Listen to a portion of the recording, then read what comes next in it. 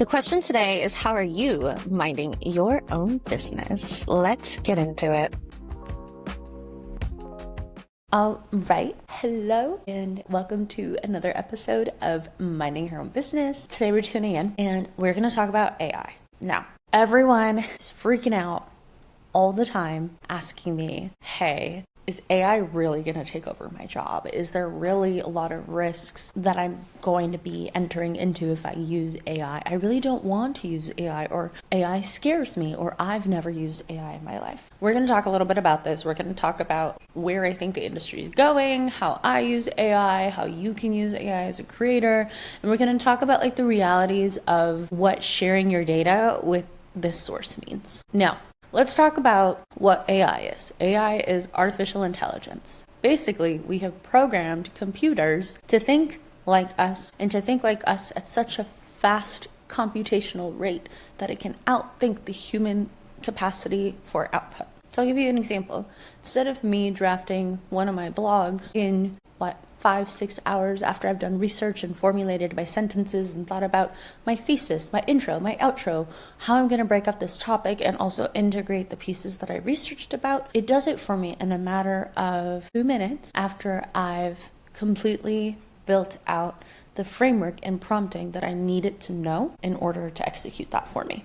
Now, how did I learn this? I learned this because I like to play around with stuff. I like to figure things out, and because I like to read a lot. So I started reading different bloggers, different people who were trying different things, and I started experimenting with it myself. Now, that's a very high level view, and that's also a very real view of how I use it.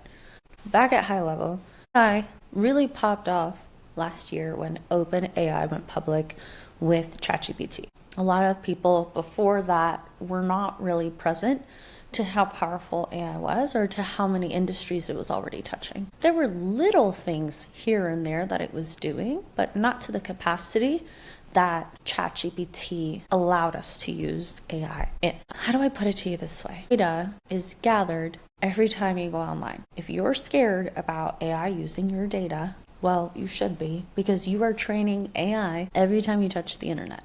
I'll say that again. You're training AI every time you touch the internet. But let me tell you something worse. You've been giving your data away for free for years. So if you're really scared about your privacy right now, I hate to break it to you, Amazon, Spotify roundups, Instagram. If you talked about wanting to own a pet bunny and all of a sudden you're seeing pet bunny houses on your Instagram feed as an ad, it is not a coincidence, honey. You shared your data, and every single thing that you input or verbalize that technology can touch, it is internalizing that and selling it to your giant tech companies that are then formulating that data to target you to buy whatever product it is that other brands want to sell to you. Welcome, TikTok shop. Now, with that being said, if you're worried about your data, there's definitely ways to opt out.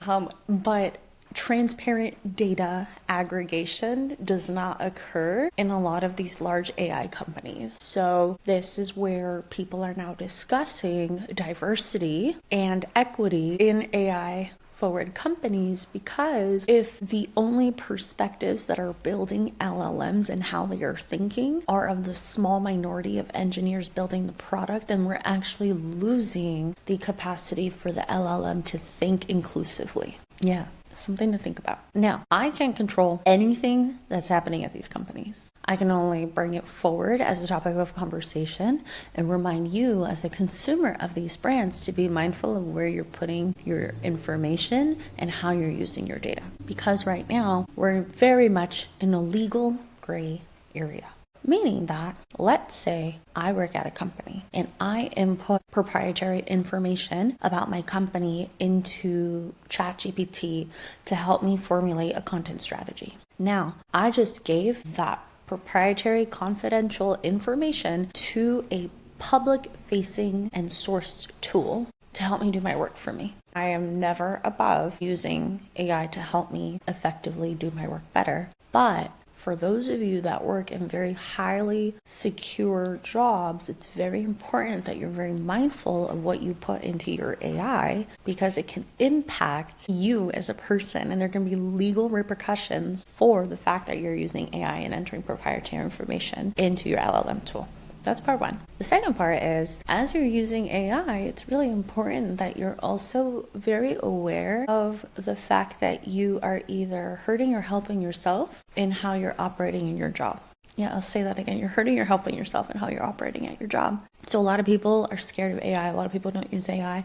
And then I'm on the other spectrum where people are using AI for everything, but it's all sloppy. They're turning in AI as their own work without actually checking the quality of the output of AI. So someone's charging 10 grand for strategy and execution, popping it all into an LLM tool and say, hey, write me a content strategy for 3 months scope of work. And then the client's going to come back to you and go, hey, this feels like ChatGPT. Are you sure you put any thought and research into my ideal customer profile? Did you put any thought and research into my competitor analysis? Like, what does my product really do? Do you know? And then that's when you're in a lot of trouble if you're trying to pose as something else. When you think about AI, the truth of the matter is you've got to know when and how to use AI and what's appropriate and what's not. And it's important for you to stay on top of the news about what's happening in legislation regarding top tech AI companies that are building these products. Because, like it or not, they are stealing intellectual property of creators to feed information that helps them create these amazing tools that make your life easier. So, with that being said, how do I use AI to have a competitive advantage in my job? You're not going to get replaced by AI unless you don't know how to use it. Because there's two camps, especially in a lot of businesses. It's anti-AI, human everything. I can now charge a premium because I'm doing this all by hand and you're getting better output because there's still a human being putting thought and intention and a 15-year career into this methodology that I'm going to present to you. Or there's the other camp of people going, I don't need to hire someone with that much experience with a 5-figure price tag for this contract if I can use AI at a fraction of the cost. So as a business owner, as a employee, you need to be aware of how all this comes to play. I was reading an article in one of our leading figures in one of the top AI companies, and I won't say who, go do your research, wink wink. They were saying how for people in this day and age in their careers, they're no longer going to be able to float on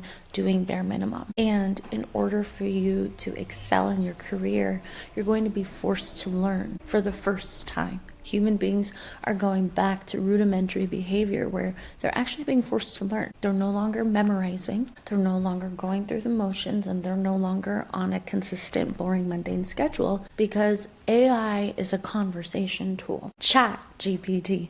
You are in a chat bot. You are creating tools where you are talking to a computer. If you don't know what you want the computer to tell you and you don't ask the right question, you're not going to get the right output. So, for example, we used to Google things. I used to ask Google, how do I get a red wine stain out of my shirt?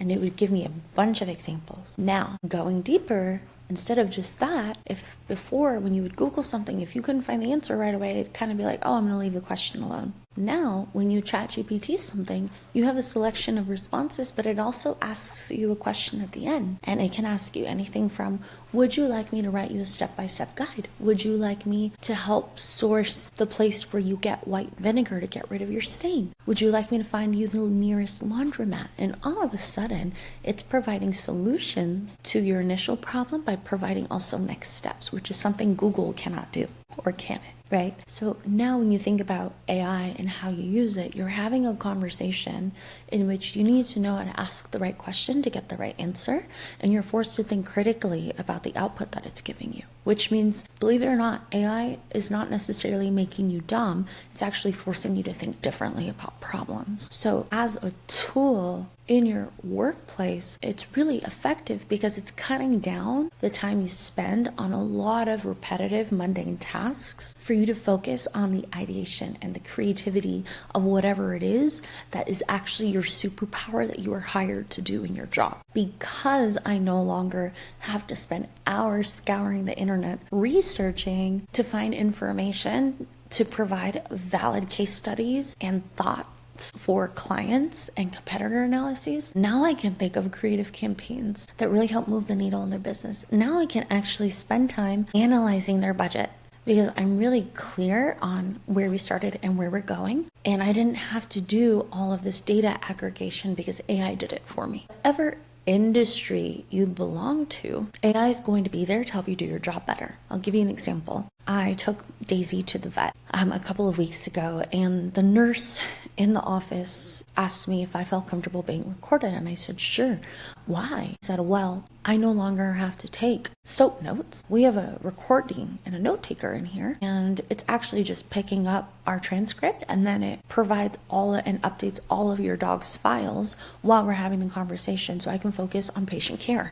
And I was like, oh, that's fantastic. How do you like it? And he said, I was totally against it at first, but I actually love it. It helps me really focus on the dog and get to know the dog and make them comfortable, and also interact with its owner to really understand the lifestyle, so I can make more thoughtful recommendations on how to make sure that, whatever you came in for, you're actually getting resolved. Amazing. Really making a difference. Now, I've also been in situations where AI is in a hour-long office meeting, and instead of people actively taking notes, paying attention to a meeting, they rely on their note taker to go in and record the entire conversation, and they space off and they're thinking about where they're going to go this weekend and what they're going to order for dinner and how they're going to break up with their significant other on the weekend. I don't know, whatever people think about during office meetings, I'm honestly thinking about when I can take a bio break or when I can get a snack, because I'm always in back-to-back, so I'm like trying to figure out when the heck I'm going to take care of myself in between a long meeting day. But I realized in that moment that that's where office meetings either become redundant, irrelevant, or having all these people in attendance don't make a difference, because all we need is, what do you need done? What are the next steps? And who are the key players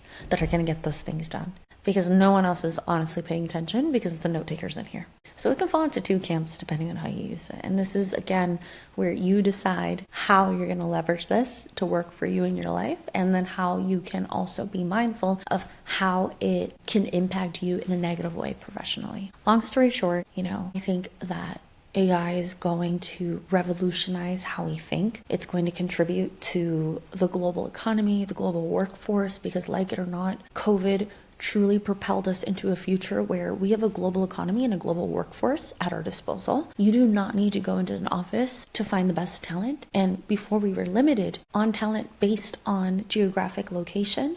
We're no longer limited to collecting top talent in the top cities that pay the most. You can get top talent from anywhere now, which means that top talent lives anywhere now. And they have negotiating power for where they want to live, because they also know they are top talent. And on the other side, if you expect a, $20,000 salary to be an office administrative manager, etc., but your entire team's remote, they can find someone to do that in an offshore country for a fraction of the price. If you need reply guying, if you need social media management, if you need design work, if you need engineering work, people are sourcing that globally now, because there's certain oversaturated markets that are extremely expensive to hire in, and companies are choosing to hire abroad because it actually makes more financial sense for them, especially if they're US based. So when you think about AI, when you think about the global economy,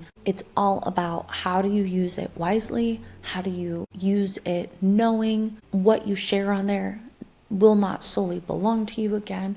And how do you use it ethically in a way that doesn't compromise your morals and values, and that you protect yourself and are aware that at the end of the day, you're still talking to a tool that is still growing and learning from human beings.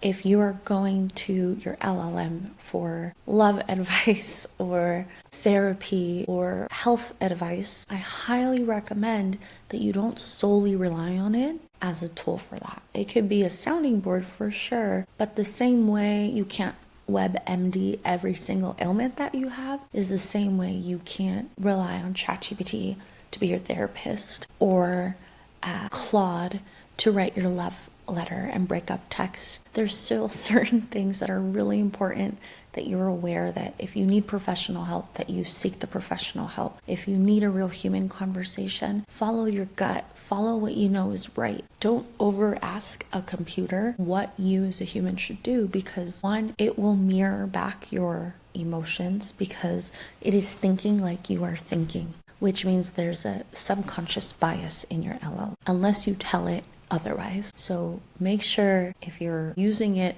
for things that you maybe cannot afford or don't want to pay for, that you're still seeking the right help or finding other resources online with IRL people that can help you. Because I've definitely seen some scary situations where people have used AI and it's told them really negative things that make them feel worse about themselves, or it tells them that they're going to be sick and have this ailment that they don't actually have, or they're having extremely intimate private conversations with a computer that goes public and leaks and just creates this whole ripple effect of PR nightmare for them. So be mindful about how you use it. Follow along for more tips if you want explicit help with prompting or having it help you in your workplace. I'm going to have a whole other episode for how to use it to stay organized in your day, how to use it to optimize the work that you do, even regardless of your industry, and also how to have fun with it, because it's actually really fun to use as well. So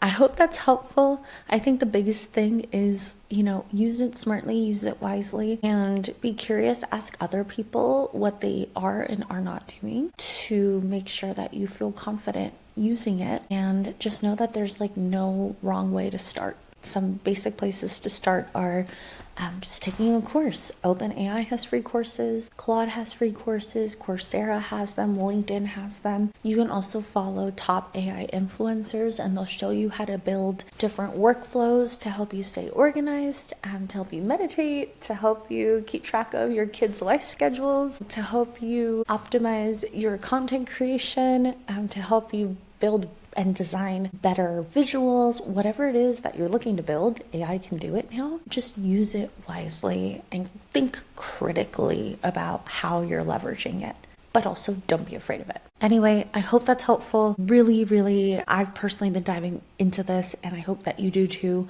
Would love to hear in the comments what you've been using, what you've been into. Happy to share mine as well. Feel free to reach out, DM me, ask me anywhere what I'm using and how I'm using it. Happy to share. And like every